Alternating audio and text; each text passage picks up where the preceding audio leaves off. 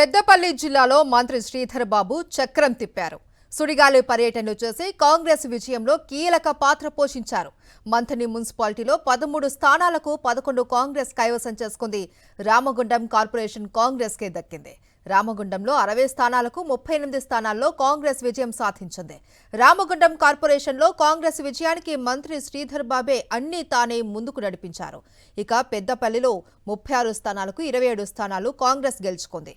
సుల్తానాబాద్ మున్సిపాలిటీలో కాంగ్రెస్ జెండా ఎగరవేసింది.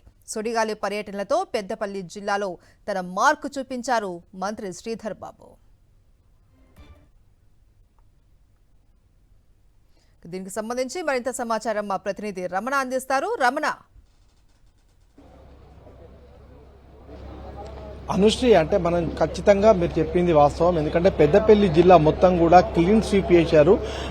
Ramagundam municipal corporation లో అతిపెద్ద పార్టీగా అంటే 38 సీట్లతో కాంగ్రెస్ పార్టీ నిలిచింది. గతంలో ఎప్పుడు కూడా ఇలాంటి పరిస్థితులే. ఎందుకంటే అక్కడ ఇండిపెండెన్స్ ఎవ్రీ టైం కూడా ప్రభావితం చేస్తూ ఉంటారు. గతంలో కూడా బీఆర్ఎస్ కు అక్కడ మేయర్ పీఠం దక్కించుకోవడంలో వాళ్ళు కీలక పాత్ర పోషించారు. అయితే అలాంటి అవసరం ఏది లేకుండానే రామగుండం మున్సిపల్ కార్పొరేషన్ లో కాంగ్రెస్ పార్టీ 38 స్థానాలను గెలుచుకొని మ్యాజిక్ ఫిగర్ కు ఎవరి అవసరం లేకుండా ఒక అంటే సస్టైనబుల్ గా అక్కడ నిలిచింది. మరొక వైపు మనం చూస్తే కనుక పెద్దపల్లిలో పూర్తి స్థాయిలో కూడా కాంగ్రెస్ తన ఆధిపత్యాన్ని కనబరిచింది. 36 సీట్లకు సంబంధించి 27 సీట్లను కాంగ్రెస్ పార్టీ గెలుచుకుంది.